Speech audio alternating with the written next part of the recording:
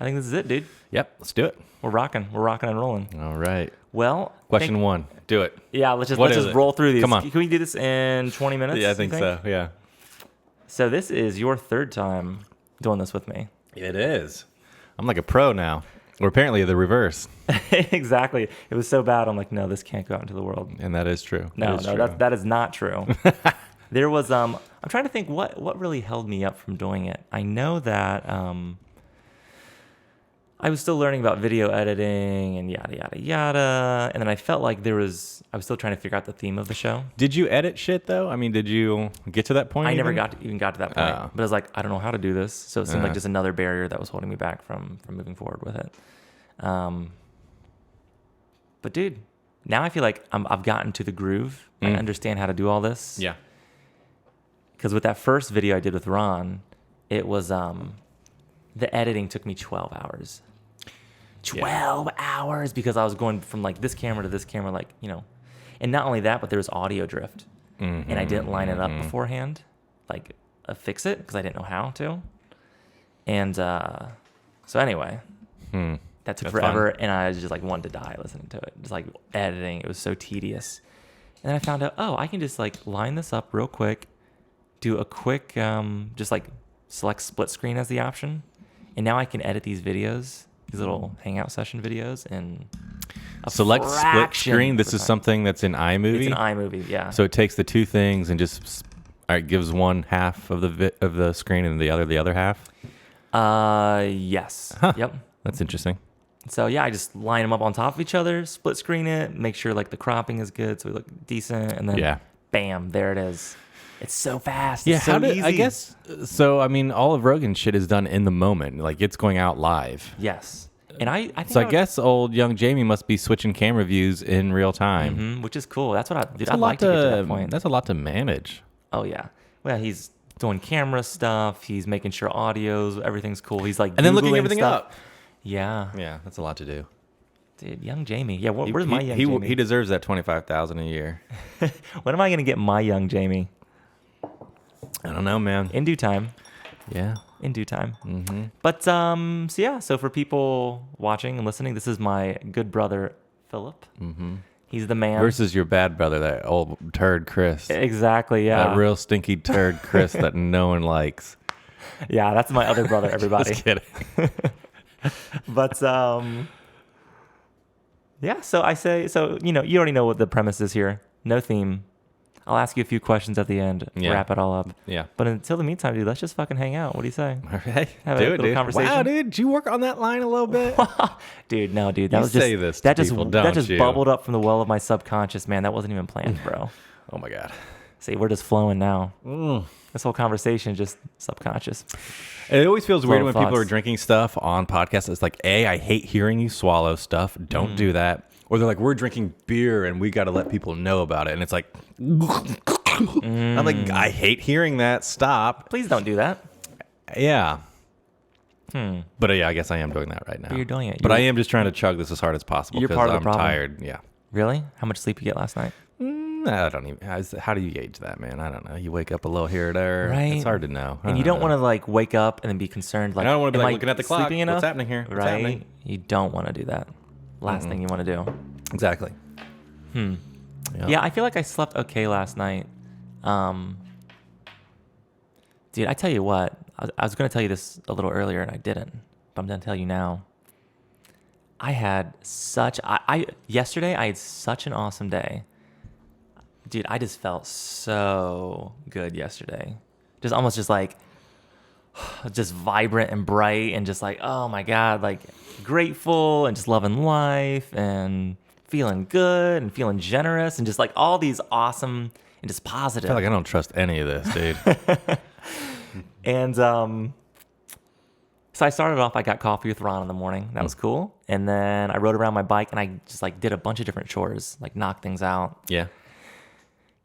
And so, that felt good, just taking care of stuff that I've been neglecting to do. And, I cleaned my room the other day. My room was a wreck because, I had a lot of things going on within the past week or so, me and you, particularly with like family stuff. And I just, things were in a state of disrepair. So I got everything all cleaned up. I just got back to like my baseline. I didn't eat much yesterday either, so I feel like I'm just kind of getting like a little bit of a reset on my system. And I think just the last few days I've been drinking, I've been drinking a little alcohol, eating some processed sugar nonsense. And dude, it really makes me feel bad when I do that stuff anymore. Yeah. I just feel like warm, like inflamed. I can like feel the inflammation in my body because I do it so rarely anymore that when I do, I'm just like, I feel gross. Yeah. Well, when you do it though, like I feel like you go like, oh, fuck sugar and all this stuff. But it's like, maybe. But it's like when you do it, you go hard though. That's the thing. I think that's the biggest Hard problem. in the paint, bro. Yeah, just get It's just it. like, all those donuts, yeah, they're done. Well, maybe just do half of them. Yeah. Well, the problem is once I start drinking, Well, yeah. my frontal lobes take a nap, and it's like, oh, all the things that feel good. Yeah, go ahead and do them. Yeah. So yeah. But anyway, I had such a good day yesterday, and I had like another buddy come and visit, and I don't know, dude, just feeling good, and just like talking to people at like little stores. Like there's this lady that works at Kroger. Her name is Robin, older lady, and she is just such a sweetheart, man. Just such a kind-hearted, good-natured, friendly person. Yeah. And I think she like used to be a hippie, still is a hippie, whatever. And so I had a little conversation with her, and that was nice. And just bopped around. Anyway, yesterday was a good day. Yeah. And it's days like that make me think like, damn, dude, life is so good. Life is so good. Yeah. Dude, but I always think that as well. If you're like at the end of your life and you're right about to die, or let's say you did die, but you still have consciousness somehow. I don't know. To be alive again, what wouldn't you give to be alive again for just a normal day? Where you woke up, you saw people that you like, you just did normal shit, nothing exciting, and that was it. Even that itself would be this amazing gift.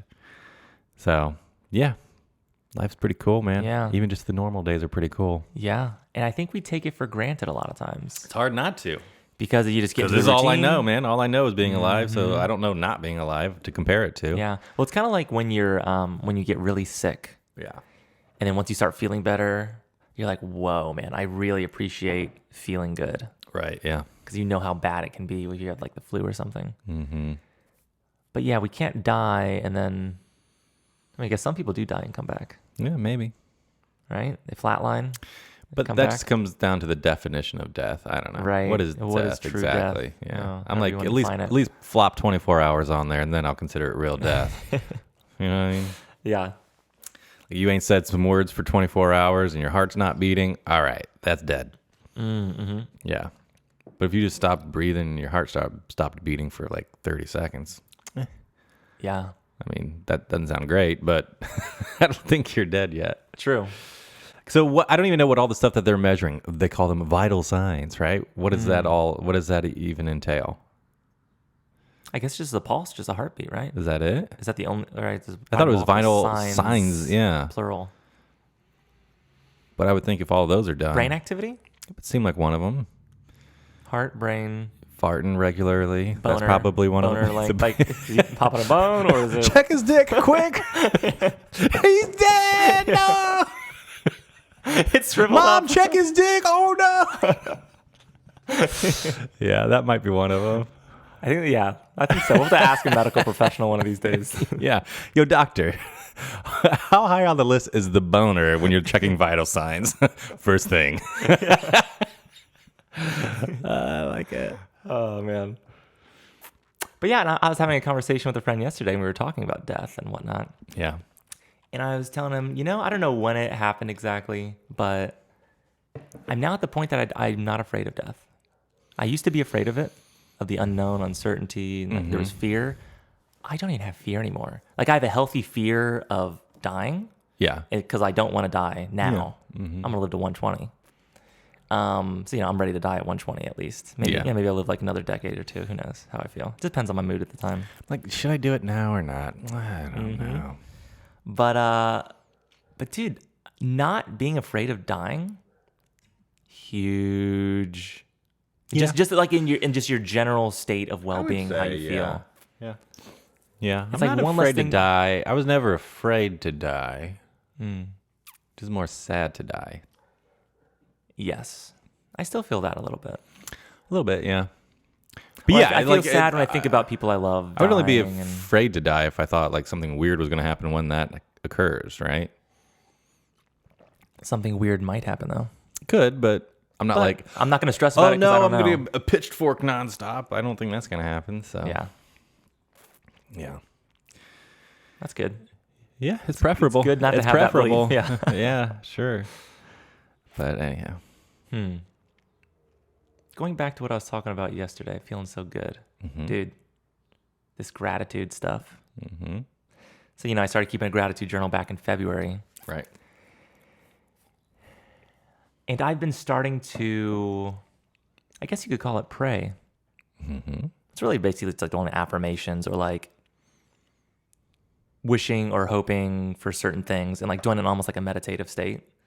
It's like, okay, here's what I'm looking to like manifest, like actually make, Yeah. make become real. Uh-huh.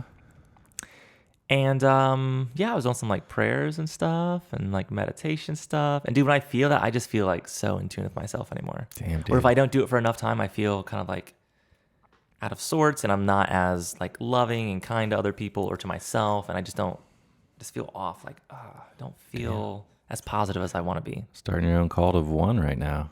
Honestly, though. And eventually cult with all kinds of people in it. Well, yeah.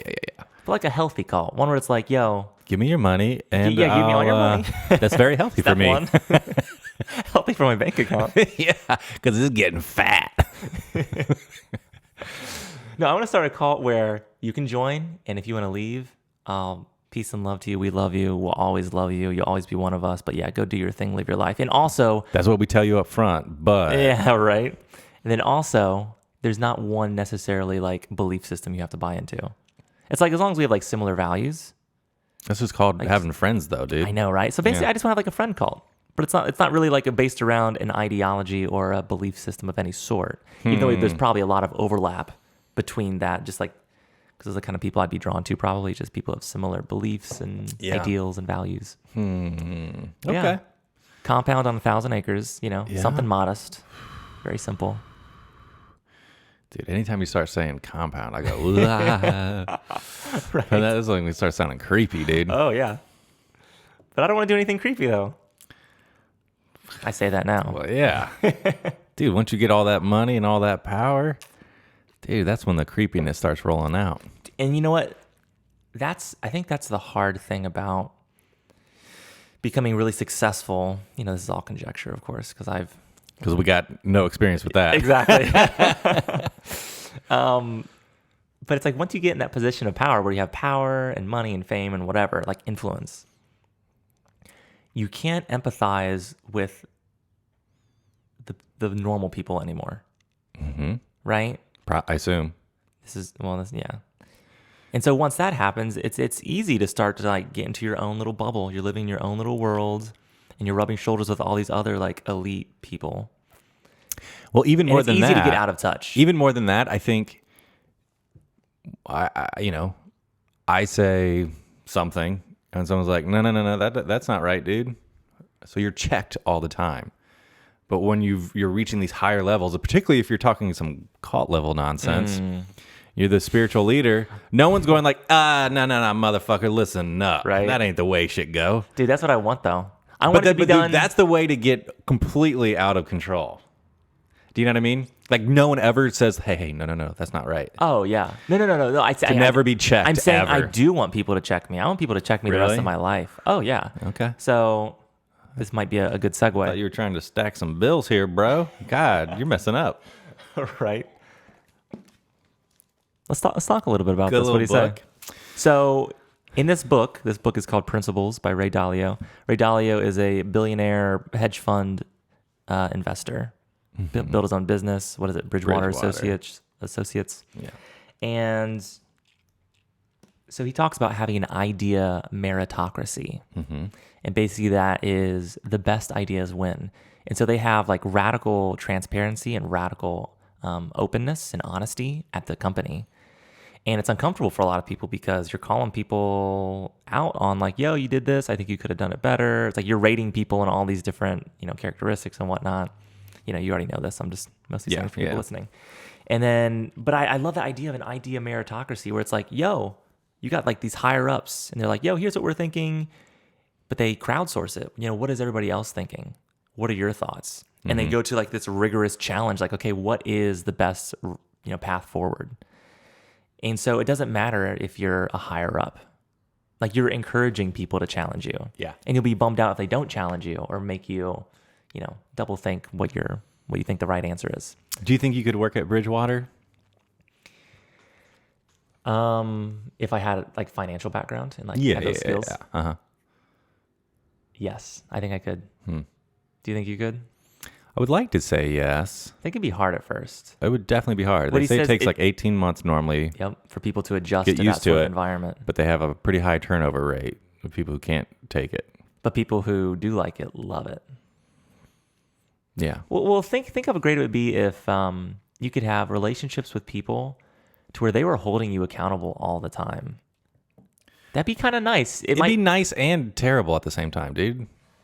I mean, you don't want friends who just let you go on a spiral and fuck up super hard. But at the same time, I don't want to feel like I'm at work when I'm with my friends, though, either. Oh, no. Like, Well, dude, make me feel good about my life. yeah. I mean, but if you see someone messing up continually, you got to help them out. But Right. You don't want to do that unsolicited. yeah, fair, yes. You're coming out like, hey, you're my buddy. Yo, you're fucking up here. You need to do this differently. You need to change here. Yeah. Yeah, I guess that's not. Yo, your haircut be looking dumb, bro. Get on top of it. Yeah, what are you doing? What are you thinking? Yeah. Yeah, that's not the right word. Look it up. See? Always calling them out on the little things they're messing up. I don't know. Yeah, no, I guess that wouldn't feel good. But Yeah. that is nice to have that accountability to others. Yeah. And so why don't you talk a little bit about something, and I think this is probably your idea to start doing this, the accountability call. I think it might have been Yannick, It actually. was Yannick. Okay. Mm-hmm. I was the last person to get pulled into this. Yeah. So we just, in theory, talk every Monday. We have a list of things that are short-term, mid-term, long-term goals. We've got continual behaviors. Like habits. Yeah. And then bucket lists. Those are, yeah. So this is all in a spreadsheet. So we can see what everyone else thinks or what they're trying to do, and are they doing it or not? And it's just like, let's go down the list. What happened this week? Mm-hmm. And, Asking like, why were you not able to do this? Is there anything we can do to help? What do you think, stopped you? yeah. And there is no doubt. So over the past 2 weeks, just weird things have come up and we've not been able to. Mm-hmm. But I do feel myself like not doing stuff as much. Because it's like when I know I've got to tell you guys, I didn't do the thing. It does feel crappy. It's not fun. So the idea, we'd already had it, but it was interesting in this book. Let's see this. Yeah. Get it, bro. Not that it's that mind blowing or anything, but it was exactly. It was this specific thing. But the way that we structured it, I mean, it's kind of intuitive of that, like your short-term goals should support something that's like part of a mid-term goal, which should support your overall long-term goals, right? Mm-hmm. Excuse me. Smart. Where is this stuff? There's like an outline stuff in the middle if you're. I'm looking for. There's like one. I feel like I'm getting close. Here it is. Damn, that was actually pretty fast. Well, it was fast. I'm impressed. Page 247 of the good book here. So here's how it goes. I mean, again, I'm probably not making anything too mind-blowing of a point here, but 1, the high level, big picture. I want meaningful work that's full of learning. Cool, do that. Subordinate concept. I want to be a doctor, so that supports the higher level, big picture, right? Then under the be a doctor, I need to go to medical school. Cool, that's a sub point. Then we got a sub point. I need to get good grades in sciences. Okay. Sub point. I need to stay home tonight and study. So it's all the way from like super high level down to day-to-day like tactical behaviors. And that's the funny thing. It's like when you look at our short-term list, because I feel like that's where we're getting more action every week. Do you know what I mean? The short term, yeah. Yeah. Like, these are actual things of behaviors, or not just behaviors, but just like actual actions we're taking. Mm-hmm. And sometimes it feels like, God, is this even getting us closer to the bigger stuff on here, mid, long term? And, maybe not everything, but a lot of it is. Yeah. So that's good. I've already checked off quite a few of my midterm goals. Well, that's bonkers, to be honest. That's awesome. Dude, I'm killing it. And I have a feeling I'm just going to keep on checking them off. I put a few more in here. I'm looking at short term. But yeah, like one of my midterm goals is I would like to, I want to go up to Dayton again. Yeah. So you and I went on a bike trip, took the Little Miami Scenic Trail up to Kettering, Ohio. Mm-hmm. Stayed at our parents' place. It was a long ride. It was a long ride, dude. We got started late. Yeah. Well, there was a couple things that flubbed up a little. Yeah. My bike tire went flat. That wasn't fun. Mm-hmm. So I had to walk it into Newport, get a new one put on, blah, blah, blah. So we didn't leave until 11. Yeah. So that was fun. And then there was like the third bike tire in a row or inner tube to blow up on me. And then like actually getting to the bike path itself is a tricky route to get there. And some of the things when we were riding, I thought, yeah, we should not be on bikes on this road right now. This is crazy. Some like sketchy, like industrial roads kind of out in the middle of nowhere. Like where are some we? like not even sidewalks, and it's just like giant commercial trucks driving through, and that's it, and windy, and it's one lane. I'm like, oh, I don't like this. Took forever. We stopped at Kroger to eat something, and so it was slow going up front. And then we get there, and then you forgot your gloves, and you ride back to the Kroger, get the gloves, come back. Not that took super long. But still, all those little fuck things, you. Yeah, all those things add up. They really do. Yeah, and then it's just like, every time you want to stop, it's like, well, it's multiplied by 2 because it's 2 people and they want to stop at different times. And now Ben has to take a mega dump, and so we do that. And then at a different time, I got to take my mega dump, and they don't line up. I never took a dump during that entire bike ride. Let the record show. I'm making that up, dude. That'd be hilarious. You know when they say like girls in a group get together, all their cycles line up with like the menstruation and stuff. Yeah. Dude, that's when you know you tight with your boys, when your mega dumps start to line up. It's like, this ain't a normal. It's like, I gotta drop a load. I need to back the dump truck up, bro, and just drop this off. Where that dump truck, and everyone else is like, you know what? My dump truck feeling pretty full too right now. Dude, that's when you're friends. At any rate, back to the bike ride. It was good. For me, the only 2 things I didn't like, I bought the shorts with the butt pads in them. Highly ineffective. I'm going to buy... What brand did you get? Do you remember? I have no idea. They're just like some Amazon Chinese brand. Yeah. I got the same ones, but mine worked pretty well. I mean, I still had soreness. I think mine cost the same or more than yours. So I think yours cost more. But so I would go, oh, maybe they're better. I don't know. That could be one marker for potentially they're better. But I don't know, man. I'm going to buy one of those seat covers that are super squishy, those gel, like whatever. Smart. I'm going to do that. Smart. Because, I mean, that was immediate for me. It wasn't like, 4 hours in, now it's starting to wear off and they're not working. It was immediate. I'm talking like 40 minutes in. I'm like, what is going on here? Yeah. So that was a bummer. I would like to maybe next time I'd like to get the little rest where you lean forward. Because it's a little bit of a tricky position to be in for that many hours of, on a road bike where you're always leaning forward and putting pressure as well on your little elbowy joint. Yeah. But truthfully, I don't know, it was pretty good. And now that I feel like we have a better understanding of the route we needed to take, because initially we thought, we're on this bike path the whole way. There's a little jog off, and then I thought it reconnected with another bike path that goes along what's that one that goes through Dayton? Miami River? I don't know. Great Miami River? What is it called? Well, the Little Miami Scenic Trail that we took? No, what's the name of the river that goes through downtown Dayton? Oh, is it the Little Miami? Great Miami? Because Little's... I don't know. I think it's... I should know this. At any rate. I don't. I thought it then took us along that, which is a long bike path and all sorts of jazz. Yeah. But then at a certain point, we realized, it just wants us to ride in the traffic with all the cars now, and I'm like, this doesn't feel safe. So we had to continue on the bike path that took us kind of a squirrely long route, and anyhow, it was fun. It was cool for sure. Yeah. I would do it again, but having done it, it would be a better experience the Yeah. second time around. So we didn't even make it all the way because it got dark. Dude, that feels so turdy, doesn't it? I wanted got it to be close. from my door to the parents' door. Yeah, like, we got to how fun would that Waynesville. be? Yeah. And our dad picked us up with his pickup truck. So yeah, we were close though. We were Yeah. close. When I rode back on, so we went up on Monday. You got picked up, went back on Tuesday morning, and I stayed another night. Yeah. And then I rode back by myself on Wednesday, and I saw it was only a 5-hour trip.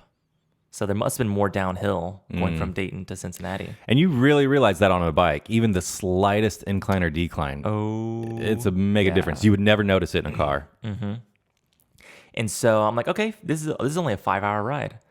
And I had a little food with me, and I got started at 10 a.m. I got home at 4 p.m. because it's more of an uphill because you're going north, Then when you're coming south, it's Is that how that works? Yeah, I think so. Think about it. If you're on the side Always of that the planet, way. you're going up, and then you're going down. Oh, true. See? Yeah. Mm-hmm. This is the basic. This is just basic science. Yeah. Come This on, is people. basic school stuff. Kids know this. They know that, right? Kids know this. Yeah. All right. So you rode back. It was I easier. did the ride in 5 hours, or 6 hours rather. And I stopped for like half an hour for lunch and had a little tiny stops here and there. But dude, I just cranked it, man. Yeah. I cranked. It was awesome. I was going fast and just like hardly stopping, like basically no stopping. Just like how can I do everything? Just keep riding. Oh, drink water. Like drinking, riding, and checking phone. I was even like taking some videos with my phone because like some of it was so beautiful. Yeah. Dude, it was a blast. There was a lot of beautiful stuff. And I didn't listen to anything. I just silence. Yeah. Just me, nature, and the wind. Dude, you too much of a monk now. Honestly, it was like therapy for me, dude. And I got to my apartment at 4:00 and I felt pretty good. I was like, I still have energy, I feel like. That was the weird thing is my legs were not really that tired or anything. The next day I thought it would be hard to walk or something, and that wasn't the case. Because, dude, riding a long distance is not hard. Riding hills is hard. Yes. So yeah, you can go for forever as long as your butt don't hurt. Yeah. Yeah. And I got back and I was like, well, I'm just gonna lay on my bed and maybe like meditate, just close my eyes just to like chill for a second. I was like, I don't want to take a nap though because it's too late in the day. But I ended up falling asleep, of course. And then I woke up and that happened at 5 p.m. and I woke up at 8 a.m. So I was in bed for 15 hours. And I woke up and I felt so good. Just like, dude, I feel 100% right now. It was weird. But I was in bed for 15 hours sleeping. Yeah. Crazy. You're like a brand new newborn baby, right out of the packaging, dude. Honestly. Perfect mint condition. That felt so good. It's crazy. But anyway, so one of my tying it all back to the goals that we have, little accountability call. Midterm goal, that was one of them. Bike trip to Dayton. Bam, checked. Nice. Done. I like it. I added another midterm goal to do round 2. Dude, I think I'm gonna start doing that more often. Maybe like once a month. Might as well. Right up to Dayton for a couple days. Visit people. Damn. You're thinking about getting a car, yeah? I've been considering getting a work van recently. Okay, so a vehicle. A vehicle, yes. I would almost skip the part of getting to the bike path. It just makes for a more enjoyable experience. It does. Because once you're on that bike path, dude, there's so much. I mean, it's all somewhat consistent. It's just, 60 miles of Ohio. But there are varying scenes that you see that are just fun as fuck to look at. Oh, yeah. It's a blast. Really But pleasant. getting there was not as much. It was just kind of. That was definitely the least enjoyable part of the ride. Yeah. Is, getting from Cincinnati to the bike path or bike path to Cincinnati. Right, yeah. Now that I could see doing more often. Dude, wasn't it fun rolling through Little Loveland? Oh, so pleasant. It'd be fun I just never to go to chill Loveland, out there. It's been years since I've been through there. but it was Stuff, nice. a little bit more stuff building up around there too, it looked like. Okay. Yeah. It'd be fun to chill out there a little bit. And it was cool just rolling through all like these little towns or just like really rural kind of areas. And Yeah. You can see some of the little train stations that used to be along, because that's what the bike path is. It used to be a train line. What did they say? Did it start in 1845? Is that right? Oh, I don't know. But they said, so when we got on the bike trail, they had a little marker, a little sign there kind of talking about it. And they were showing pictures of it. of the old train and all that stuff. But they were saying how when they would get closer to town, they would then, instead of, it moving under its own, momentum, its own power, they would then have horses pull the train into town so that the engine wasn't all fired up, because sparks could fly off and catch things on fire, which sounds wild, but I guess that was their process for kind of the last little end leg of the journey into the city. That's crazy. Very, yeah.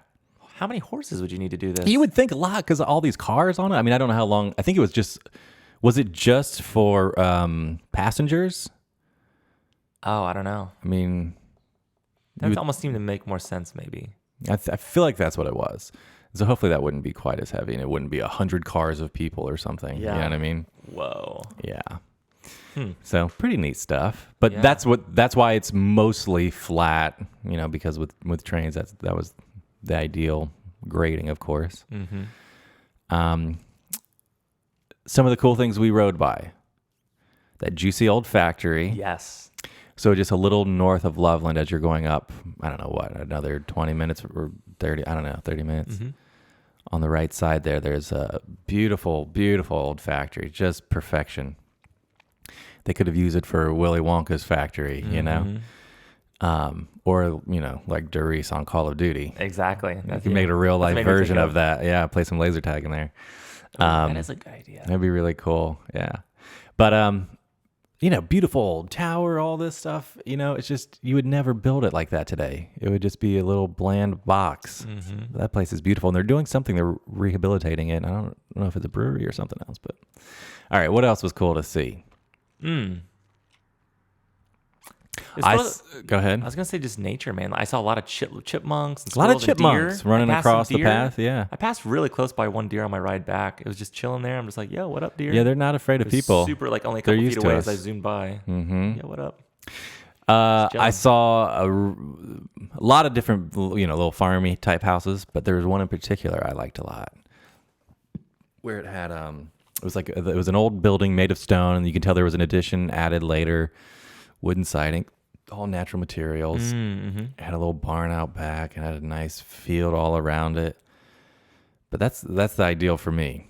Little townhome in the city, maybe Newport, Prospect Hill area, and then a house maybe like an hour outside. Just old farmhouse would be a blast to have, dude.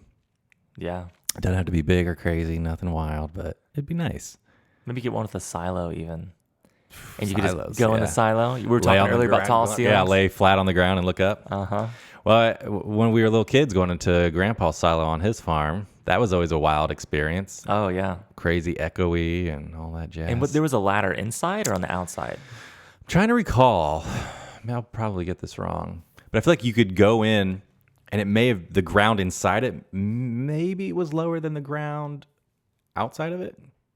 Does that seem right? The ground inside was lower than the ground outside? I think so, too. Okay. Yeah. And there was some mechanical stuff still in there that was, old, and it was like, I don't even know what this did or was used for, but It's almost like stir it all. I think probably, yeah. Uh-huh. It was wild going Like a in there, big man. mixer. It was cool. Big mixing bowl. Yeah, man, you make some real juicy dough in there. Mm-hmm.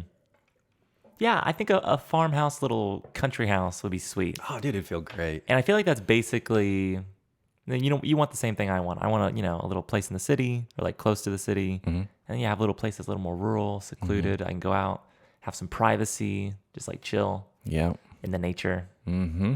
Yeah. Yeah, that's the funny dream. thing, man. I feel like I don't do the nature stuff much. I don't have that natural inclination.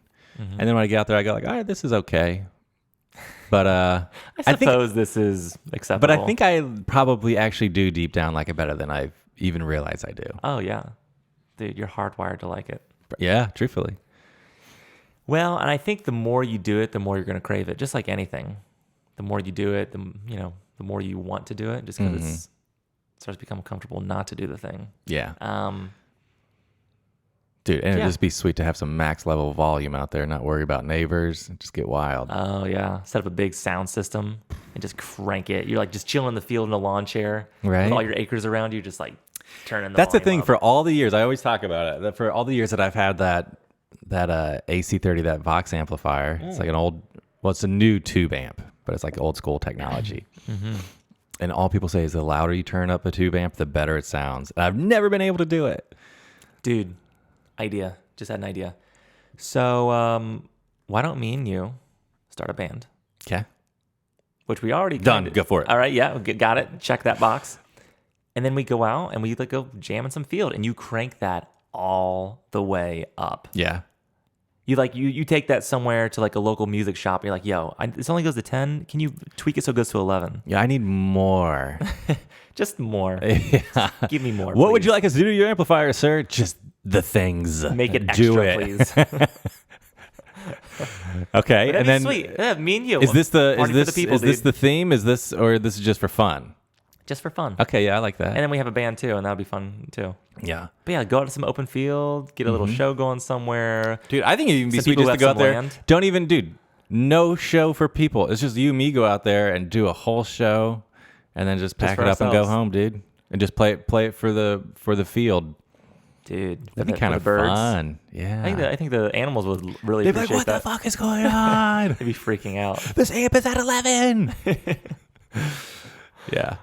All right, I dude, that's a good It'd just idea. be fun. It'd be Yeah. fun. It'd be I a lot don't of need fun. anyone to hear it. Just it'd be fun to do, man. Yeah. There's something that Transporting a humans drums- respond to just some loud sounds, you know? Feels Mm-hmm. good. Especially when you're controlling it. Oh yeah. Mm-hmm. Makes you feel powerful. Yeah, maybe. Well, I think it's like anything else, you know, when there's anything intense makes you view reality differently. Like we were talking, sitting in this room, but if the ceiling was 100 feet tall, that would feel intense for some reason. Or when you're swimming in a pool that's 10 feet deep, it's just the same as swimming in a pool that would be 1,000 feet deep, but it would feel very different mentally, right? Oh yeah. And so I don't know, anything that takes you out of just that norm, Increased you know? scale. Yeah, it gives you like some spiritual-esque vibe almost, you know? Yeah. Well, that's why I think people like churches so much, right? Oh yeah. And when you Feels so can small. see the beauty of what someone can create, and it feels like this perfect building, and reminds you, I don't know, of what we can achieve when we're doing it good. You know, Yeah. I don't have that fully nailed down, but something to that effect. I think there is something to those sort of spaces that just gives you a feeling of being inspired, right? Like Oh, that yeah. St. Peter's Cathedral. Well, it's beautiful for number one, and just so ornate, and it's mind blowing. Like, how did people build this? How did Especially they do hundreds and hundreds this? of years ago. Yeah. This is crazy. Yeah, that St. Peter's Cathedral that holds 60,000 people, that's a big church. Like, It's that's, humongous. well, I mean, what does the Bengals Stadium hold? Probably something similar. Probably like right around. Probably. Can you that. believe I can tell that? you. Well, so yeah, those churches are really beautiful, and they're just so massive that you feel like an ant. Yeah. So you feel insignificant in all of it, which makes you feel like it like inspires awe, this sense of awe and wonder. Like, Can you imagine? So think of all the juicy stuff we're used to seeing. You know, buildings that are 65,000, Bengals? 65.5 at the Bengals Stadium. yeah. okay, so like pretty much the same size. So yeah, so you think of all of these, you know, skyscrapers that are awesome to see and amazing and whatever. But dude, imagine living 500 years ago and seeing this church.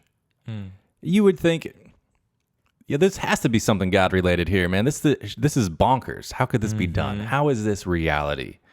Even now, 500 years later, it's your mind is blowing. Yeah. It's crazy.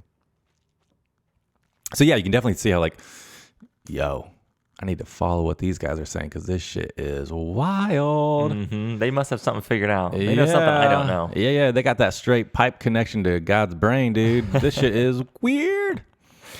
Yeah, dude. Seeing all that stuff, the Vatican was a wild place. I liked it. Yeah. The art was over the top. It's just weird as well seeing things that you've seen only in photos your entire life. So that was kind of Seeing it in interesting. person. Yeah. Yeah, the Vatican was cool. All those churches were cool. I'm happy we also got to see. So that was that's in Italy, Rome. Rome. Yeah, The whole happy- city is wild. Yeah, I'm happy I got to see in Paris. So I saw Notre Dame. Oh, before it burned even. Before it burned, I went up in there and saw it. Yeah. thankfully. Yeah, that's cool. What a bummer, dude. Isn't that crazy? 1,000 years old, just still chilling there in the middle of the city. They'll fix it. Yeah. Yeah, but it's not the same, you know? Well, the truth of the matter is this, though. All of these old buildings that we're seeing, it's not as if they're in their natural state. Sometimes they are, but often there's stuff like that. Oh, there was a fire and they rebuilt this part of it in, 1720 or something. Do you know what I mean? So this is just the nature of a building existing, I think. This is part of the life, almost like a human being. It's there, it's alive. You get your knee replaced, but you're still you. And I think the same with these buildings. So True. It is a bummer. I mean, if it was like World War II level, this thing is just like leveled, and then we rebuilt it. That feels a little bit different, but it's just part of it. Admittedly, it was a lot, but still, Yeah, those churches, man, or that church in Barcelona, that Gothic cathedral. Was it La Familia Sagrada? Yeah, woo, dude. And to see that, amazing. But before we went in there, I listened to what was it? I don't know if it was like some 60 Minutes thing or something, whatever. But they were talking with the people that are working on the building now, and they were just talking about the history of it. And it's interesting. So the one of the sculptors, the main dude that works there now, since they're still working on this church, they've been working on it for over 100 years in Barcelona. And what was the architect's name? Yeah, this guy is. Let's see, He just had like a really wild style, like kind of organic shapes and wild colors and. Antoni Gaudi. Yeah, Gaudi. Yeah. Gaudi. So he's got a bunch of different stuff throughout the city that he's done that's really beautiful. And we saw some of that. But this church, it's been under construction for 100, 120. I don't know how long. Did they start it in the 1800s? I think so. And still happening. Yeah. And this architect who designed it, he even knew that it wouldn't be finished in his lifetime. Mm-hmm. And so he created sculptures and plans and drawing and blueprints for like how he wanted it to be completed and all this stuff. So the sculptor that's working on it now, it's a Japanese guy who converted to Catholicism just so he could feel it more as he was doing it. Like, dang, bro. That's some commitment. That is commitment, yeah. But how cool. I mean, you're wrong, but that's still cool, like, to do that, to feel that so deeply. Like, because, I mean, if you think about it, that's got to be monumental for him, right? His work will last for hundreds and hundreds, thousands maybe of years. Millions. Maybe. Yeah. So they're supposed to finish that church in 2026, I see. Coming soon, dude. Yeah. I'm sure they'll have one big banging celebration for that. Oh, yeah. But it's wild inside because he was a creating psychedelic trip, dude. Yeah, it's like psychedelic. Like it's so unique compared to other churches because he was basically trying to make it feel like you were in nature. Because like the pillars look like trees, the columns look like trees, and the colors in there are just so intense. It's ridiculous. Yeah. Yeah. Unbelievably beautiful and weird. And weird. Cool style. And you guys went into the basement, right, and saw stuff? I think we saw a little bit in the basement, yeah. Okay. I didn't go down there. I was too hungover, but what a shame to be there and like feeling like a turd. Yeah. On our Europe trip, speaking of that, I feel like just too much drinking. I felt like I was always just, we're on the boat with Peter and, he's all about like, oh, we get into the port and let's have a drink. And too much drinking, too much just eating. It's not eating healthy enough. I feel like I just felt kind of blah for most of that trip. I didn't experience that.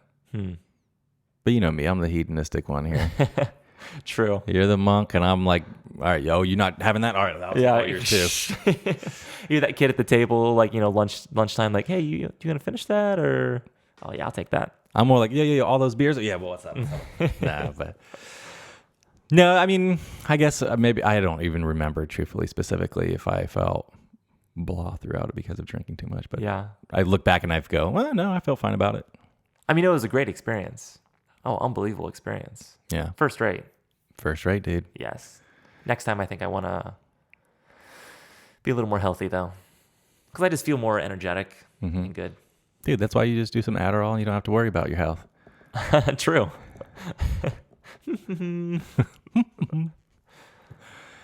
But, man, I need to put that on the list. Europe trip. Haven't been to Europe in a few years.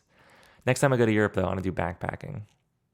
So, one backpack, everything in there. I think I could even do something like this where I take like one of these stands, a little light, one microphone maybe, get a little tiny audio interface in my computer, and I'm just traveling around and I'm like having little tiny mini hangout sessions with people.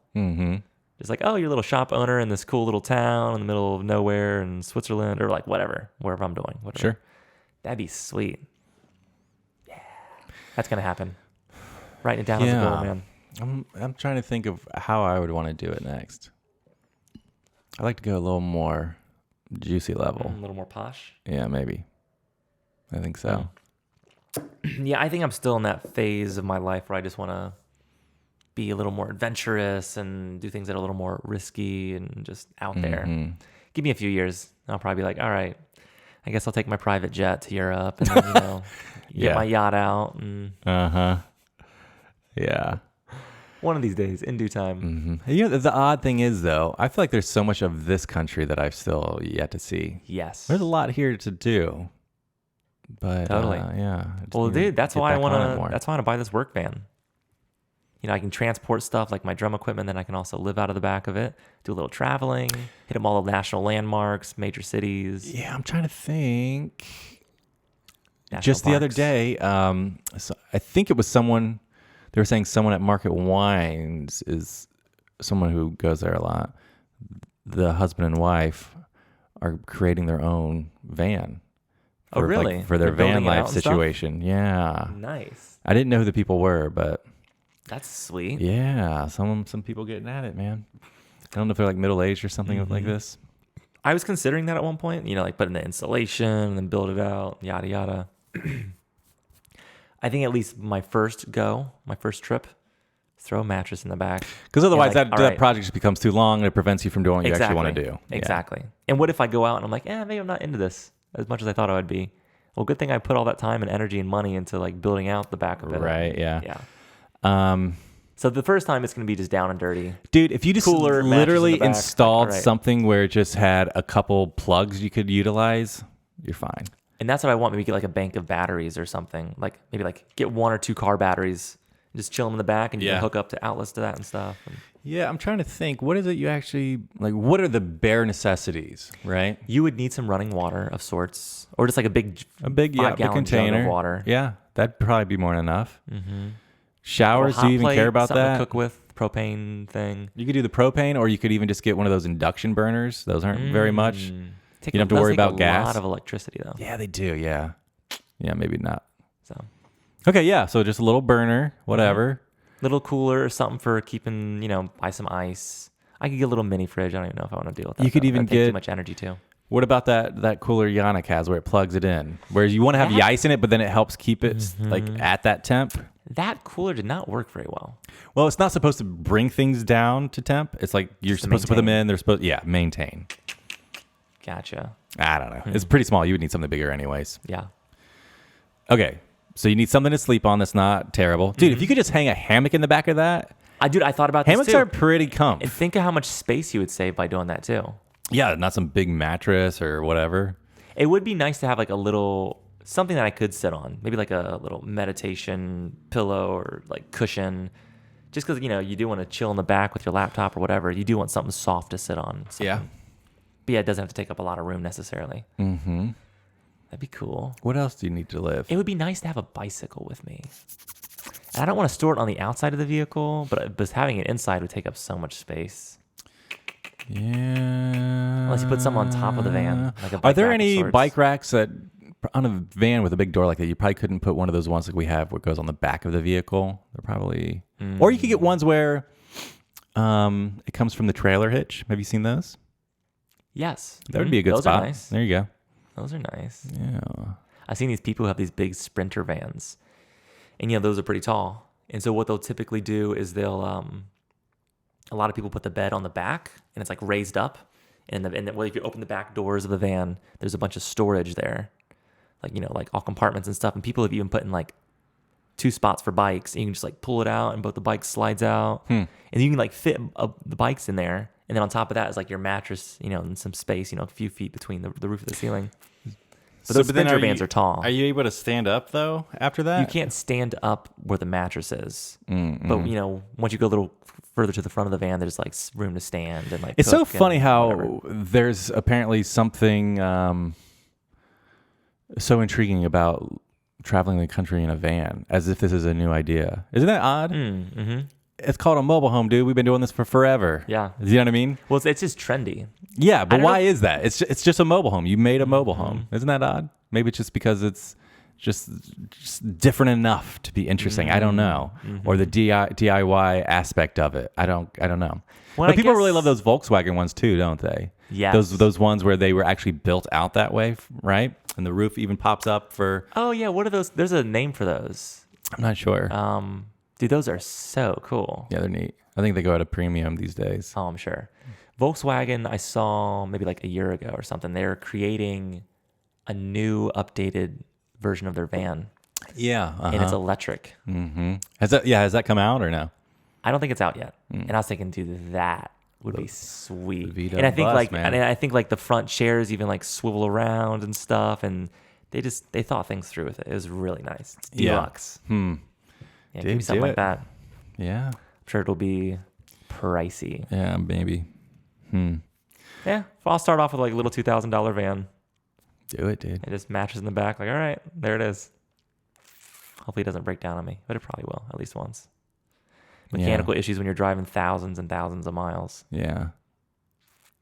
Gas. Yeah, gas will be expensive. Mm-hmm.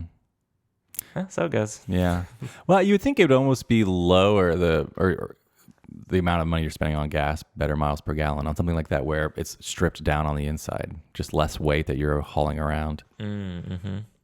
I don't know. Nice. I'm excited for that. Yeah. It's coming. Yeah. It's coming, dude. It'll be fun, dude. That'll be fun. So brother, why don't you tell us what you got going on these days, bro? What's happening in your life? What's new? What's interesting?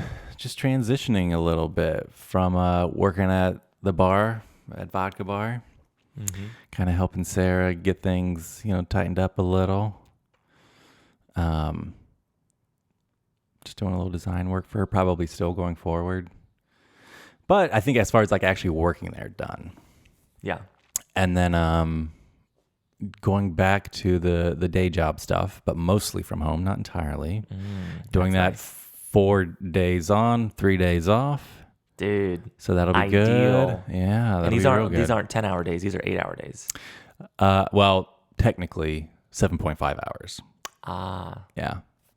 So just 30 hours per week. So that still like provides enough, I think, enough mental processing power to still focus on other stuff.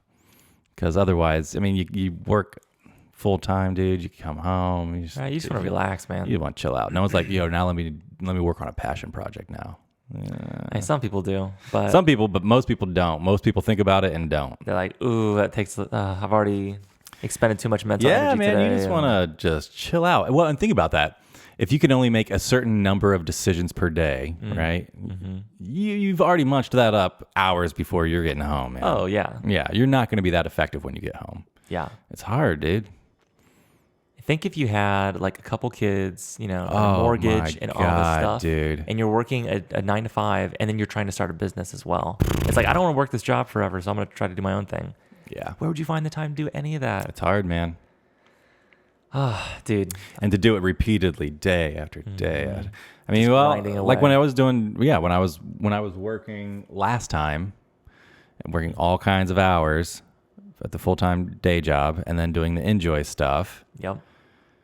and then you're in a new relationship at the same time too. Oh man, dude, it's just too much. You're gonna kill yourself. It was not fun. And you killed yourself multiple times, right? yeah, Yeah, yeah. yeah, and you are resurrected. I was trying to think of, what was that little song we were listening to the other day? That Motion City soundtrack one where they say that, Oh, yeah. what is it? Like every line has something, and then he has the M. Night twist on the second half of the line. Let's get fucked up and die. Yeah. I'm speaking figuratively, of Yeah. course. Like the last time that I committed suicide, social suicide. Yeah. Some good stuff. Yeah. But that's the type of dying I've done in the past, for sure. Yeah. When you're just that overworked, dude, life starts to become bleak. Yeah, and just doing it day after day, no end ever. And you start to feel trapped, and you start to feel Trapped. like Oh, yeah. kind of maybe a little depressed, and you're like, oh my God, when is the pain and suffering going to be over? Because you feel like you're suffering when you're working that hard and that long, that many hours. And there's like stress and uncertainty and about, what's going to happen. And is this all going to be for naught? Yeah. Or is it going to work out? So that's the trick that I want to try to achieve this time, is just keeping it on track at 30 hours is really going to be the hard part. But if I can do that, then this will definitely be a great situation. It's doing something that decently enjoyable to do. Something you're good at. Yeah, I can do an okay job. And yeah, exactly. So, I mean, truthfully, like over the summer, I was doing some projects for them, kind of freelance on the side stuff. And it's the first time I'd done that in, I don't know, probably a year and a half-ish, give or take. It was kind of fun, man. It was neat. Yeah. Yeah. Well, you were doing some like graphic design video stuff as well, right? Or were you not? Or was that for other people? That was unrelated to this, but okay. Yeah. So that's what I got going on. So I think the next steps, though, are getting some buildings, getting some properties. That's something I've always wanted to do, and I don't know why I just haven't. Yeah. It needs to happen. Yeah. You've been talking about this for over a decade. Yeah, and it's interesting, like identifying certain areas of the city where, you say this is going to make sense for these reasons eventually. And then here I am having not executed on any of that, but then seeing now it come to fruition where other people are doing this now. Yep. So that's kind of the thing. I mean, I don't think I'm an expert at any of it, but I think I've got at least somewhat of an instinct. I like making stuff look good. You do. Yeah. I mean, dude, like to me, sexy. there is nothing more Good satisfying aesthetic. than a good before and after photo. Just like, oh man, I took it from this to, I love that feeling. So I don't know. I think those would be good projects for me. You do a good job of that, man. Yeah. So just for people listening, so you did the interior design for Enjoy and also the interior design for Vodka Bar. And dude, both those places looked awesome. Yeah. So, I mean, Enjoy, we were on an extremely tight budget. So we could, but we tightened it up. Oh, yeah. And then Vodka Bar, a bit more of a budget. There are a few things that just still bother me a little. But generally, I think I feel good about how things turned out there. Yeah. I think it looks great in there. So, dude, I think you have a promising career as an interior designer, if that's what you want to pursue. I don't know that I want to be an interior designer specifically. Exactly. Well, here's what I think. I think you are kind of like a jack of all trades in that you just have the eye for any aesthetic. At a certain point, you just know what looks good, I guess. Exactly. Yeah. And you intuitively understand what looks good. So I think you could easily have a career for interior designer, graphic designer, marketer, like you have marketing experience, like social media, website design and creation, like video shooting, editing, production. You can create music. Wow. Dude, you are like a one-man powerhouse when it comes to like creating or designing a brand and creating marketing materials for that brand. And so you've got two different sort of mindsets. You've got one that says become a hyper specialist, which that's a good way to go too. Yeah. And that's what I'd mostly thought was useful. Become a specialist in something that a lot of people aren't doing, something that people value. But what I kind of liked even more was this idea. But that's more so if you're going to work a career. Do you know what I mean? Like a job. Oh, yeah. Work for someone else. Whereas I don't want to do that for my entire life. Same. So, and that's where the rich dad, poor dad dude was saying, no, just get good enough at something and then get good enough at something else. And then you have this wide range of skills that you can apply to the things that you're doing. And I feel that way, with the stuff that I've done so far. Am I good enough to be the best at any of them? No. But I can utilize all those skills for whatever project I'm working on and just be more effective. Do you know what I mean? Oh, yeah. Well, and the great thing is, so you develop all these different skill sets that aren't necessarily directly related, but they all kind of like, tie in depending on what you're doing. And if you need somebody who's really good at something, at that point, you can go hire somebody. Right. And so I feel like that's what I'm doing for myself. Like I have all these different disciplines, like I have a background in IT, and I did some construction when I was younger, and I've worked in, the food service industry, and I've started my own business, and I've been a manager, and, I have all these different things. And I'm a drummer and I'm a musician, I compose, and I'm doing a little podcast, and even like learning about financial literacy or whatever, like all these things all start to just build and compound. Yeah. And interrelated, and you're connecting the dots that you wouldn't normally connect if you had just stayed in one siloed position. Right. Like, I'm just going to specialize in this one thing and learn about nothing else. And so I think just having that broad access to all these different skills and connecting the dots between them, it gives you a really unique perspective on things. Right. Exactly. So, and I think a business of, owning and managing properties, that's something I'll do well at for a couple of reasons, I would guess. We'll see. Dude, you look at the average Craigslist ad. It's bad. It is rough. Bad. Yeah. So bad. It's like you're not even giving me the pictures I need to see. You're not And giving me the pictures proper you are providing are descriptors. not good. Yeah. Yeah, you're not giving me the proper It's shocking, information. really. This is incomplete It in makes every me way. think sometimes, like, do you really want to sell this? Because it doesn't seem like you really want to sell it, because this is such a poor posting. Yeah. It's so bad, I don't even want to reach But most out people to are you. just like, fart. Okay, there it is. And There's my post. And it indicates to me that dealing with you would not be fun either, because you're clearly not a Exactly. detail-oriented, thorough, Well, think even more so when conscientious you're person. renting from that person. It's an ongoing transaction for a long period of time, right? So attention to detail. You can tell a lot by the ads. Oh my God, yeah. This bicycle that I got that I found it on Craigslist, and it was one of the better ads I'd seen. It's like all the things listed, like it was just like, oh, and it's Someone all was the all the thoughtful. pictures I want to see, and all the information I want. Okay, you can just tell, like, this person has their shit together in general in life. Yeah, this And they transaction will probably will go smoothly. The transaction will go well, and they probably took really good care of the bicycle as well, because I'm just This learning a lot person about cares. this person. Yes, Exactly. Yeah. So I think that would be fun. And man, just the idea of going into a place and just schnazzing it up a little bit. I get excited about that. So, but I don't want to just, I mean, I might do stuff where it's, this one's here, this one's here, this one's there, property wise, but I would like to focus in one neighborhood, one strategic neighborhood that makes sense long term. Yeah. So it maybe at the moment isn't being fully realized, but there are factors surrounding that neighborhood that provide a lot of room for growth as far as value. Yeah.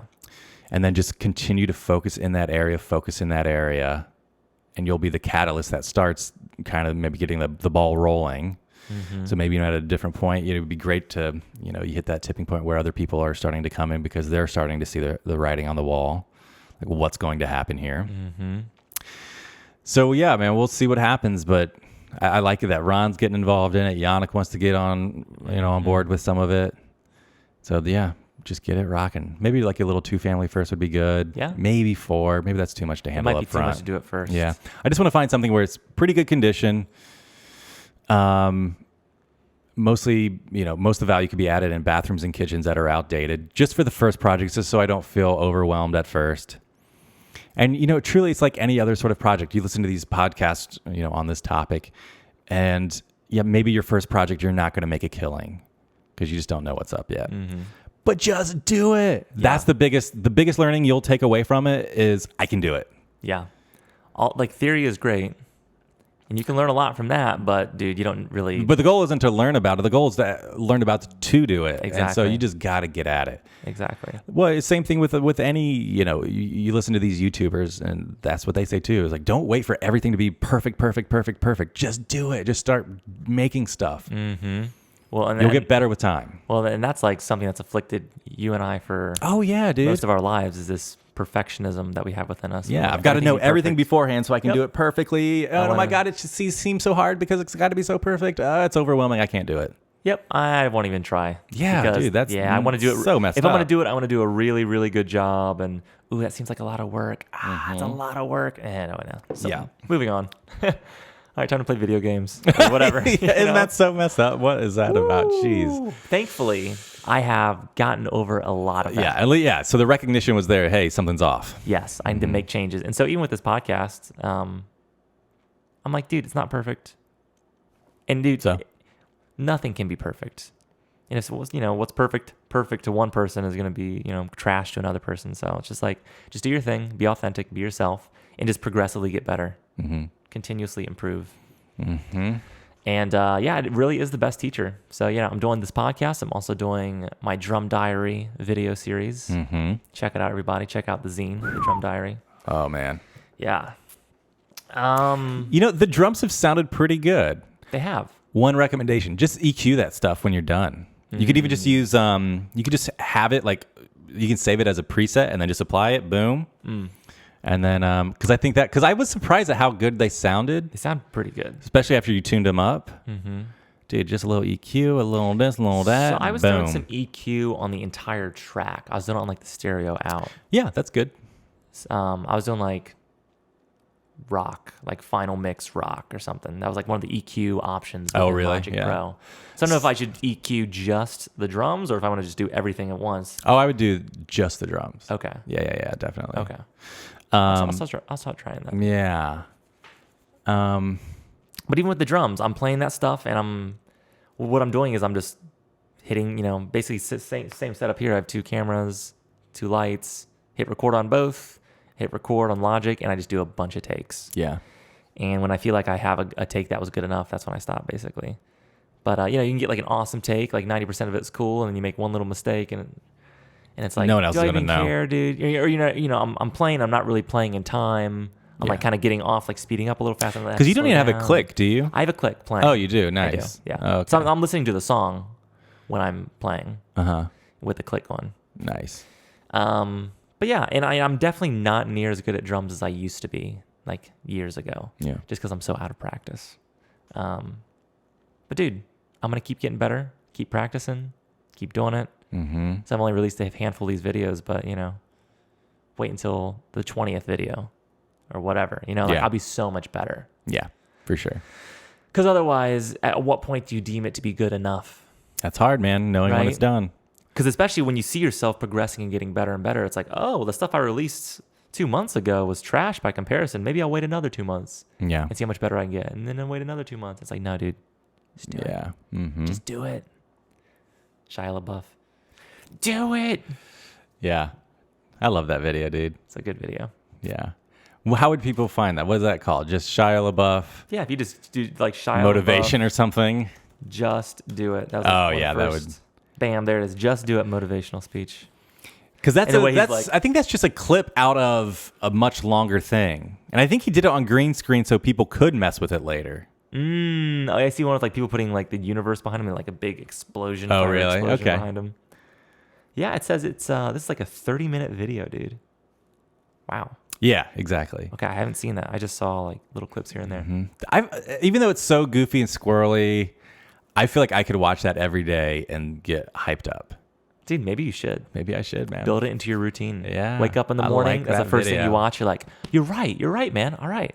I'm getting it. I feel like that video is similar to this thing whenever I feel bummed out or I'm feeling negative generally about the state of things. Not the single thing, I shouldn't say that. But probably the best thing I can tell myself. Do you know it? I can say a couple things. Don't be a pussy. Don't be a pussy. Why is that so effective, dude? But oddly for me, it is. Don't be a pussy. It's like, shit. All right. Let's not be that pussy. But I don't know, man. It's like almost like, I guess it's similar as people just saying, man up. But that for some reason isn't quite as effective for me. But yeah, just like quit sitting here and wallowing and feeling bad for yourself. Yeah. Get on with it. Like, boo-hoo, I'm a victim. Yeah, shut up. Just do it. Dude, we're all victims in one way or another. Yeah. But are you going to like choose to make that your identity and always keep bringing it up? Well, this happened to me. That's why I can't reach my financial goals. Or that's why I can't do this thing or put myself out there because this happened. And you white my parents male. didn't love me You white enough. male, shut up. What do you know? Right. I have no room to talk. I've had no struggles by comparison. Yeah. I mean, that's the interesting thing. Even I was talking, a little Emilio that works at Vodka Bar, who worked at Enjoy, high school kid. Good dude. Smart kid, interested in interesting things. That's cool. Yeah. But we were talking about a lot of interesting stuff like this the other day. And, you know, it's easy to feel like I don't have much money or, you know, the 1%, you know, which true, fair. Yeah. But man, if you're making 30-ish thousand a year, you're in the world's top 1%. So, I mean, yeah, that helps you have a little bit of perspective. Oh, for sure. yeah. And these are the things that I remind myself of almost daily. Yeah. And that's why I think I almost get high on life sometimes. I just feel so, like yesterday, I felt so good. I mean, I was just like vibrating out of my skin. Do you think these dude. things will have the same effect year after year, thinking these same thoughts, or do you need like even more intense gratitude thoughts to continually get you off? I wonder. Or is this a drug you're going to become numb to eventually? I wonder. I don't know. But even just something like, you know, I'm consciously thinking about, dude, I got running water here, and I got like the cold water, the filtered water. I'm just like, dude, what a blessing this is to have this water here. And, you know, I'm sitting there appreciating it and just, like, yes, this is so great. And like, look at my space that I live in. And, you know, and so you get on this train of just like, oh man, my life is so good. And I'm not worried about money right now. And I have everything provided for. And I'm like living my best life. And I don't have a bunch of like responsibilities that I don't want to, that I'm like attached to, that I, you know, I don't want to be attached to. It's like, I'm living a free life, man. This is dope. And man, you just start vibrating at a higher level, bro. Interesting. Shit, dude. Nice. But this stuff is so good. Yeah, it's like, dude, I'm living in a first world country. The Rome of our day, which we've said multiple times, the Rome of our time. That's what this is right now. Maybe we're starting like the decline right now. We're peaking. Or maybe have peaked. Who knows? But dude, life is so good, man. I'm living better than kings lived hundreds of years ago. Maybe. I think so. I have access to any food. We would always say... I have the internet. Yeah. I got... Dude, are they running water? No, but they had people run and get it for them. True. So yes, they did have running water. Exactly. Yeah, but I guess that's the thing, man. Imagine you're having a health issue and you're the king and you got the gout and you just got to deal with it, you know? So yeah, definitely stuff now is juicy. Things are very nice now. So yeah, gratitude, man. I like it. I like it. Okay, cool. Well, I tell you what, dude. Let's I got some questions for you. What do you say? You ready for this? Yeah. Let's do it. All right. First up, what does an ideal conversation look like? One where each person's being real. So you're not just laughing at my jokes because you feel like you got to, and I'm not doing that either. I don't feel as if I'm saying things just to be nice. You're having a real reaction to something. So essentially, it's just on a big, juicy topic that I find interesting. Yeah. Talk about some deeper stuff. Hitting it hard. Nice. Yeah. Likewise, dude. Like, let's skip the small talk. Yeah, please. Let's get into fast it. forward. Yeah. Okay. What does an ideal date look like? Like first date or just a date with someone you've been with for a while? However you want to answer it. Whatever you think. Maybe just a date. Doesn't even have to be a first date. Just a date. What does a good date look like? I don't know, man. I like eating food. There you go. All right. There's some tasty Maybe food. we eat some food, dude. Couple drinks. Yeah, throw some of those down. Well, I like a date, that you do something kind of standard, but enjoyable. Yeah, like dinner or whatever. Dinner, have them drinks. And then throw something else in maybe a little. Whether you go to a spot in the city where it has a big view of the city and you can chill there. Or, even just chilling down by the river is a lot of fun. Yes. That's, what's the park called there? Smale, yeah. That's fun, man. That's. Do you have a picnic blanket or anything? I mean, I have stuff I could use for that, but yeah. Yeah. Because I've done that for dates before. Have you? Picnic blanket, You like Bellevue romantic. Beach here. Oh, yeah? And you're just chilling there in the grass. How'd it go? Went well. Nice. I'm making out in the park a little Oh! bit. And this guy comes walking by. It was like we were there after dark. We should have been gone. And this guy was walking down the path. It's like, whatever. Just keep making out. And so I see him like go this way out of my peripheral vision. but I don't see him like coming out It doesn't here. continue. And at a certain point, I turn around and he's like kind of like standing behind this tree, like looking over, like looking at us. And I just stand up and I'm just sitting there just looking at him. And what does he do? And then eventually, like after a few seconds, he Is the tree there and he just like goes back behind the tree like, what? No, he eventually like turns away and keeps walking. So you guys are making eye contact for a prolonged period For of like time. a few seconds. I'm like, because it's like, yo, what are you doing, dude? Like voyeurism. That is so messed, dude. And that just tells you, dude, these freaks are all around us. And it was like nighttime. Like we were in the park after dark. So I was like, yo, this is kind of weird. Dude, he about to get you back to his house real quick. Right, both of us. Yeah, you're going to be supper. Yeah. Yikes. But it was a second date, I think. Second day. Great, dude. Awesome. Yeah, that's Great idea. Because that's it's something nice. different. It's novel.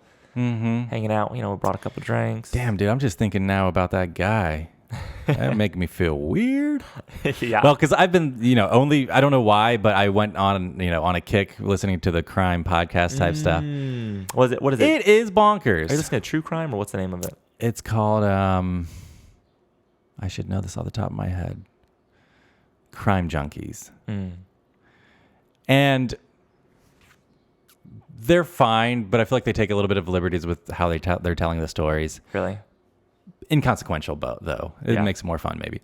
But just to think of the bonkers stuff people are doing, dude, it is outrageous. I was listening to one yesterday of the guy who was the biggest serial killer in Canada's history. And he owned a pig farm. And so, like, he had all the machinery and equipment to cut these pigs up. And so he's taking women and, hanging them on hooks and stuff. And then there's something called, I think it's called a rendering plant. So I think it's all the stuff that you can't, like almost the waste that you can't utilize. So like bones and other junk. Yeah. That's where they'll send this stuff after they're done. And so he would apparently, that was a good way for him to dispose of the bodies along with all the pig waste as well. But then he would keep the hands and like the skulls because he felt that was, too obvious. It was so you could discern that between pig parts very easily. Whereas just like, I don't know, this bone right here, that looks like a bone. I don't know. Yeah. And freaky, dude. Very freaky. Well, damn. He even had I don't know how he was utilizing this, but he had a dildo with a gun in it. And I don't know if he would use this and then kill people sometimes that way as well. Oh my God. Super, super fucked up. And just that these people are around us, dude. Yeah. Or hearing stories of people that almost were killed because they were, killing all kinds of people, but they got away. Just, dude, that'd be a wild life to live after that. Just knowing you were almost next on the list there. That is weird. Damn. Yeah. So that I think, again, so I think I don't know people, if I want to listen to that. I think it's worthwhile. A, it's interesting. B, I've already. Well, go ahead. Yeah. Anyway. listening to the nightly news local nightly news does nothing but, I think, a disservice to you by and large. Yeah. It's a bunch of it's fear. all about being afraid. Be afraid. Here's what The world's a happened scary place. and why you should be scared. Stay at home. Stay at home. Yep. That's why so many people living in the suburbs feel that way about the city. I mean, there are risks at times, but if you're smart, you'll be okay. Yep. And it just prevents you from living a better life, right? Oh yeah. But at the same time, I think for me as well, it was worthwhile to hear just some of the wildness that does go down. And so it's just worth taking precautions that don't really change your life that much at all. Is the door locked? Just make sure it is. That was easy to do. No big deal. Right. So stuff like that. Yeah. And so I'm always telling Sarah stuff like, are you locking the door? Are you closing your windows? Even some of these guys were Driving saying and stuff stuff. like this. You let me do this, essentially. Obviously, that's not the case. They didn't let them, but just like keep the window locked, just whatever, There was this guy, another guy in Canada, oddly enough. He was a general or something. But he was going around first just breaking into apartments, stealing underwear, doing weird shit like that. But he was doing stuff in ways that allowed the women to know that he was doing this. So it wasn't just that pair of panties is gone. What happened there? It's like Somebody was in here. Yeah. That's. And then he had all these photos of him like wearing the underwear, and then it just started progressing to now he's murdering people. He went one time. This woman was in her house, And he got in through the basement window, and he was down there. And I think sometimes he would break in, but then come back later. Mm-hmm. He would just first get kind of the lay of the land, shit like that. Yeah. And then so the woman goes down into her basement, and the cat is acting weird and like looking off into this dark corner, and then she's like, "What's wrong?" And then she's like, "Oh shit, there's this dude here." And then you know what happens from there. But dude, just weird ass shit happens. It's crazy. Yeah. So it's just worth taking these little precautions. Whew. All right, next question. Wow, that got dark quick. Yeah, Ideal date to murdering people. Yeah, that shit is so weird. Whoa. Mm-hmm. Well, I'm not going to worry about it. If it happens, it happens. Well, but you can prevent it from happening by taking minor precautions. True. And I feel like I'm already pretty safe. I'm not saying you got to get a safe room in your house or anything crazy. Yeah. Yeah. Start carrying an assault rifle over my shoulder. Yeah, exactly. That makes you less of a target. Don't mess with me. Yo. Exercising my rights. Exactly. Okay. Right now, what does your current day look like? There's a little bit of variation, but probably working on some personal stuff on a computer, or doing a little reading, doing some design work for Vodka Bar, and then other times then also going into Vodka Bar, and rocking that kitchen. Yeah. Mm-hmm. Yeah, oddly enough, so Enjoy ended, and then I wanted to. We were thinking it would be cool to start a bar. Me and Ron were thinking this. Still not a terrible idea, but I would definitely want to pause that for sure. Yeah. For the time being. And so I wanted to work with Sarah there to get a feel for all the different roles, and so I had a greater understanding of how to run a bar. Eventually, I realized I don't think I want to do this right now. But I tell you what, dude, just working in that kitchen was really nice this summer. So I would go back there, not turn the lights on, and just some sunshine would come in, just listen to a podcast, and just kind of prep up for the day, just kind of chilling on your own, doing your thing. It was kind of nice, you know? It was pretty relaxing. That does sound nice. Yeah, it wasn't bad. Very cool. Yeah. So now you're transitioning to just basically working from home most of the time, huh? When's that going to start? It should start next week. So I think, 1 or 2 days I'll be at the office per week, but then the rest at home. Nice. Yeah. Dude. So yeah, I'm happy for you, man. Yeah, it seems like ever since Enjoy changed, it's just a little bit of, still figuring out what's happening here, and a lot of transitions kind of happening one after another. You know? Yeah. Very cool. All right. What does your ideal day look like? I like cooking, so to me, if I could have a drink, maybe watch some vids on YouTube and cook something all at the same time, man, I'm having fun. Yeah. That'd be the biggest thing, really. I mean, beyond that, I even walking in the neighborhood is fun. I like doing that. I don't do it as much as I should. Not a lot, but some. Yeah, nice. It's just a pretty nice area. Yeah, it feels good. Yeah, that would be it. Nothing too wild. Dude, simple pleasures in life. Yeah, right. I mean, I wouldn't call this my ideal day, but Caitlin and I went and saw Theo Von recently, and that was a lot of fun. That was a good day. It was really cool, though. So we were front row, which I don't do that often. And just being that close to someone who's performing, it is definitely a different experience than, I don't think I've never been front row. Yeah. Never. Yeah, it was fun. You should do it. Well, and then Caitlin also got us the meet and greet passes for afterward as well. So, dude, it's just such a long line. And think of him, saying stuff to everyone for a few minutes. And that would probably be tiring, dude. Like, you just performed. You just got into the city, and then you perform. And then all these people, like getting at you, So I never want to be that person that's thinking I'm going to be friends with the comedian or the performer. It's like, come on. Right. But and I listen to these comedy podcasts, so I hear them talking about the type of people they interact with, and naturally they don't like when people are too wild. But the people who went before us, you could just tell like there was some weirdness happening because it was around a corner, so I couldn't fully see, but I just kind of looked around the corner to see what was up. And then later, when we were out on the street after we had talked to Theo, we saw those people, and they said something. Did the security guards, were they weird with you too, and kind of have to wrangle you out of there? And I was like, no, not at all.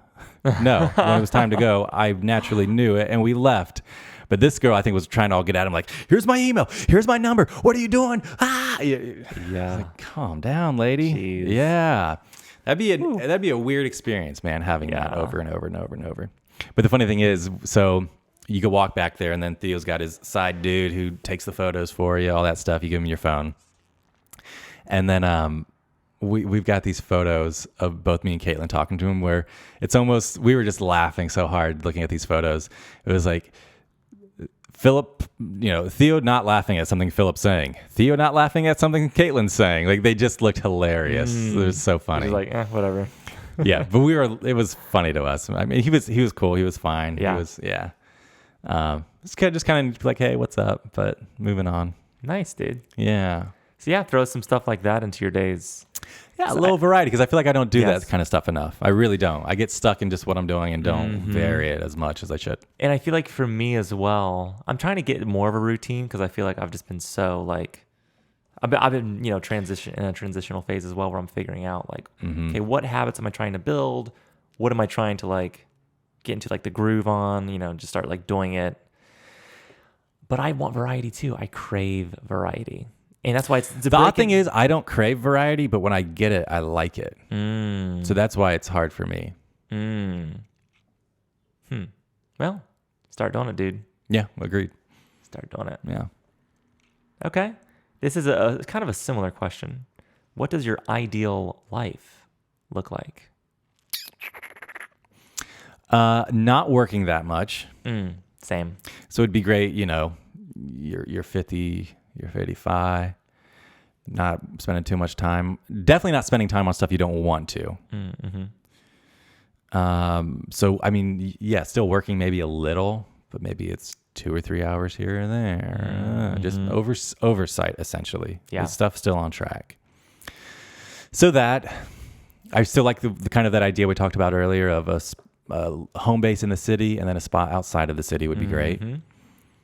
And then being able to travel around a bit with the crew would be fun. That'd be pretty sweet. I even like that idea that idea of having land where a lot of people live. I'm avoiding saying a compound. You just have like a little cul-de-sac. Everyone has like little mini houses. Well, yeah, maybe something area out in the country. Yeah, countryside somewhere. That would be cool. And dude, I like having juicy meals. It's just I get a lot of enjoyment from that. I know it's probably not the absolute healthiest, but I would love to work that into my life more and more. It was funny when me and Ron when we were coming back from Kentucky that day. We dropped you off at Pedal Wagon. Oh yeah. And then he and I went to Mansion Hill Tavern. Did you go to that Kroger first? We ended up not. Okay, gotcha. But we went to Mansion Hill Tavern, and because we were seeing a property next door. Got a little drink, then went over there, looked at the property, kind of drove around the neighborhood to just kind of scope things out real estate wise. Then went to this restaurant, Baker's Table, that's been kind of gaining some notoriety. And it's like, damn, dude, this is kind of the way you want your life set up. Kind of like, all right, take care of a little business here. Maybe go have a little relaxation lunch with a friend, and then take care of a little more business. Yeah, I mean, ideally, I don't know if that's realistic, dude. But maybe at a certain point, it is. I think it is realistic. I think it's if you set that as a goal, dude, you can achieve it. Yeah, and this is a very similar to the life that I want to have, where it's like, I wake up, maybe I work for a couple hours on whatever, and then go get some lunch, hang out with some friends, get coffee or something. Just like. Nothing stressful. No like super hard deadlines. It's just like, I'm just kind of leisurely doing my thing, Yeah, I'm I feel like myself. that may not be realistic until you already got some stacks, though. Exactly. So I'm right now. I'm in the building phase. I'm trying to like build my life out. Right. So that's in the future, getting to that point. Right now, I gotta hustle. Yeah, but that's what. Yeah, I think that would be a good way to live a little life. Yeah, man. I like it. That's a life I would like to live. Okay, what has been the happiest or most carefree phase of your life?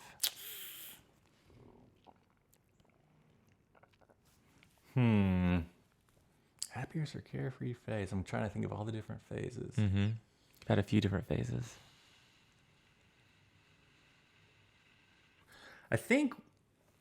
I don't know if I would say it was the most carefree, but I did like, dude, when we lived in Covington was saucy. Mm-hmm. It felt fun.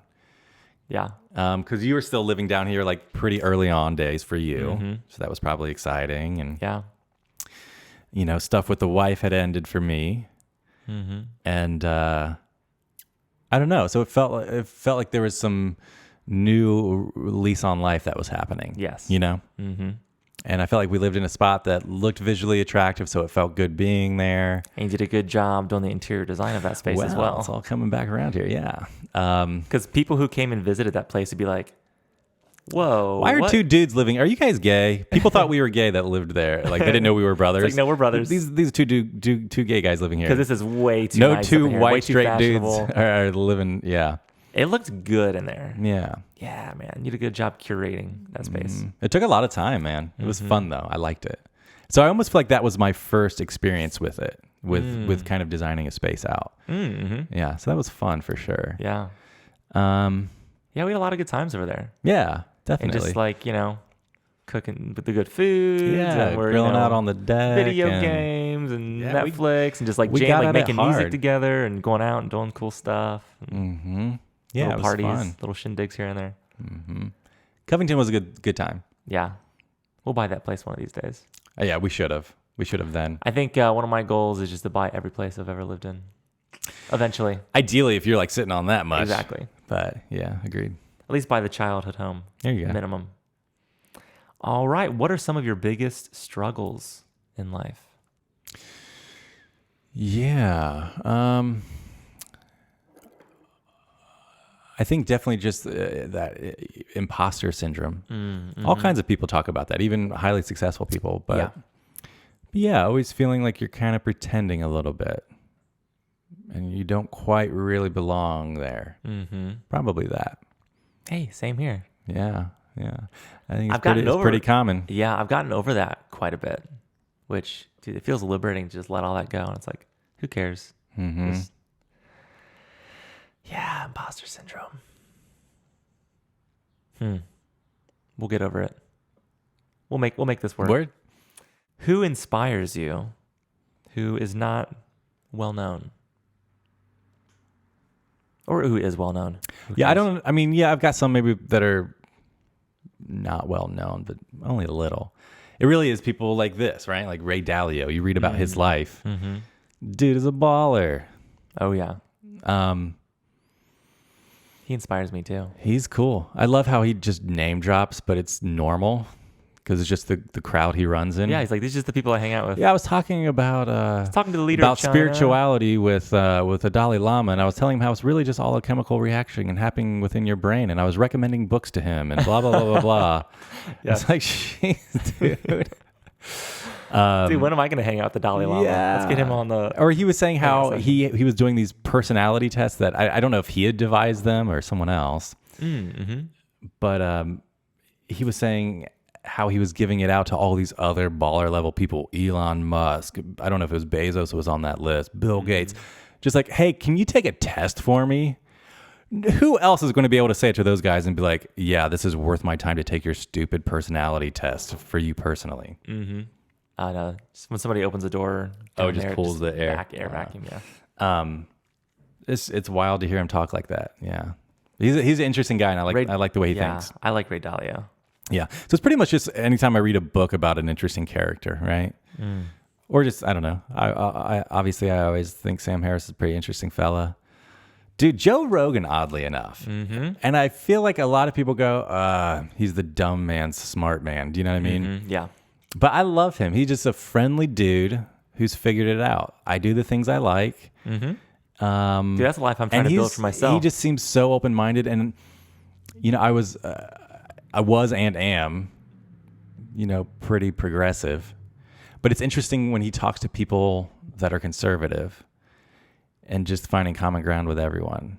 And so I think even for me, that helped me, I think, be more open to to divergent ideas. Just kind of that's hearing good. him do that. Stay And open-minded. I'm like, I should be kind of maybe think about things a little bit differently at times. Otherwise, you're just living in an echo chamber where everybody's validating and confirming what you already believe to be true. Yeah. It's like, see, I was and right. you're not making any mental progress personally if you're not challenging the shit you're thinking. So that's useful. Totally. Yeah. Nice. All right, dude. What topic or new understanding was crucial in your development as a person? That all new understanding will at some point become an old understanding that has to be reshaped. So for me, I would, you're kind of down in the dumps, and then, you see this glimmer of light and you go towards it, and there's all this new learning and new way of thinking that gets you there, and you're feeling better and better, and everything seems to be making sense. And then at some point in the future, you find yourself at the bottom again. So all that stuff that was guaranteed in your mind to make sure that you stayed at the top and you were always feeling great and life was perfect. Well, maybe some of it was good, but not all of it was dialed in. And just you realize that life is kind of a little bit of a roller coaster ride, up and down, up and down. And so I think for me, I think it's almost like when people stop drinking or they become a vegan or they make any great change that to them feels life-changing. Yeah. And then maybe they get why do people think vegans are so annoying? It's not because they're not, eating meat or dairy, etc. It's because they're preaching it super hard. And it's like, hey, you listen. I got this thing. You need to change your life. And people are like, okay, cool, dude. So I think that's helped me because I've been that way at times with certain things. And so I think kind of getting kicked around after you think you've got it figured out has been useful in just chilling me out and knowing that everyone else is figuring it out and I'm figuring it out and we're all just, trying to get there in our own way. So it's made me, I think, softer and it's definitely made me more understanding of other people as well. And just, even if you see someone who's messing up, that's okay too. Yeah. It's like they're at this stage in their current understanding or their development as a person, and And instead of just being like, "Oh, fuck that person," it's like, dude, they're figuring it out. Right now, things are off track for them. They'll be all right. No worries. That's good, man. Yeah. You've increased your level of empathy for others. Yeah, I guess so. Nice. I feel like I've done the same as I've aged a little bit. Yeah. I'm a little more understanding. Dude, a lot more understanding. And just empathetic towards others and like other beliefs or ways of being. Yeah, I guess I just don't actions. care as much in that. Do your thing. It's you don't have to live the way I'm living. Do whatever you want. Yeah. Nice. That's cool, man. Yeah. All right. What book, podcast, show, or other form of media have you recently consumed that you would recommend? You consumed it. I know you love that word. I did. You consumer. Content. Yeah. Consume the content. What content have you consumed recently, brother? Well,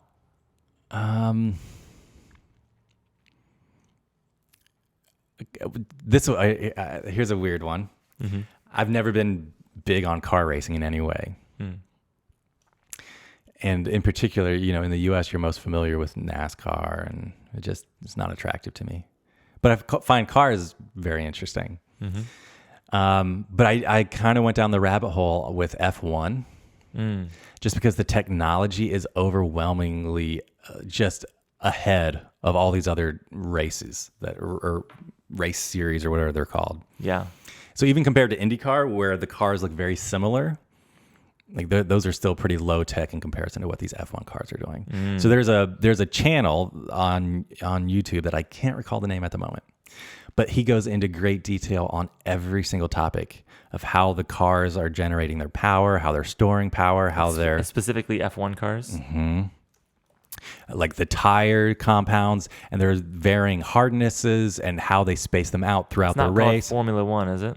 No. Sky Sports F1? No. Okay, anyway. Look up like F1 car, like F1 look it up race, on YouTube? Yeah, like tire compound, something like that maybe. I think that might be one of them. Okay. F1 car tire compound. Yeah, let's see what we get. Chain Bear F1. That's it. Chain Bear F1, everybody. Dude, amazing to watch. Each video is just mind-blowing. Just the amount of strategy and technology that goes into all of this stuff of just going around a track. Yeah. You would think like just taking a turn. You just take a turn. You go, all right, so you're here, you want to hit the apex and then go like this. So you're essentially straightening out the turn as much as you can, right? So you can stay at a higher speed. Okay, yeah, that's good for like level 1. But dude, just how the track, the elevation of it, or excuse me, like the incline or decline, then what comes after that, or how you're interacting with other cars as you're doing it.